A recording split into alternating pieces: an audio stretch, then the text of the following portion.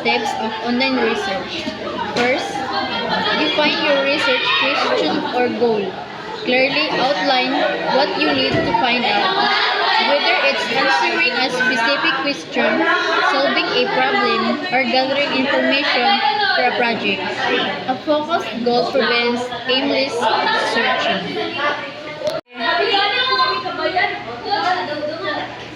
The second is plan your research strategy. Identify relevant keywords, synonyms, and related terms. Consider using Boolean operators or and or not to narrow or expand results, and decide which type of sources, academic journals, news sites, government data, or etc. are most appropriate. Third, choose reliable search tools. Select platforms that match your needs. Use general search engines, Google, Bing for broad topics. Academic databases, Google Scholar, GSTOR for scholarly work, or specialized sites for niche subjects, industry portals.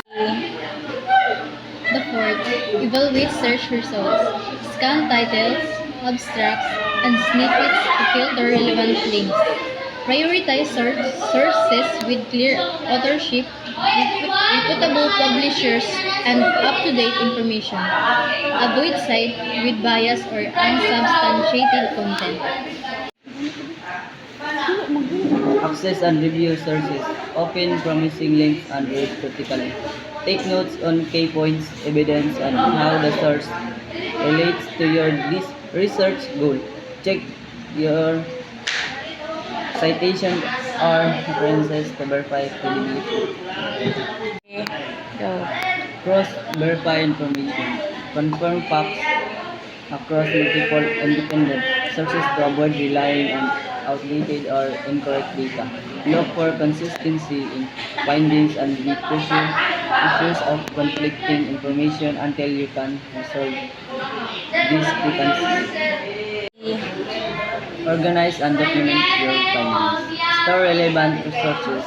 Be a bookmarks reference managers like Zotero or Mendeley, and organize notes logically. Record citation details to avoid plagiarism later. Analyze and synthesize information. Connect insight from different sources. Identify patterns or gaps and draw conclusions that address your original research question. Ensure your findings are supported by credible evidence.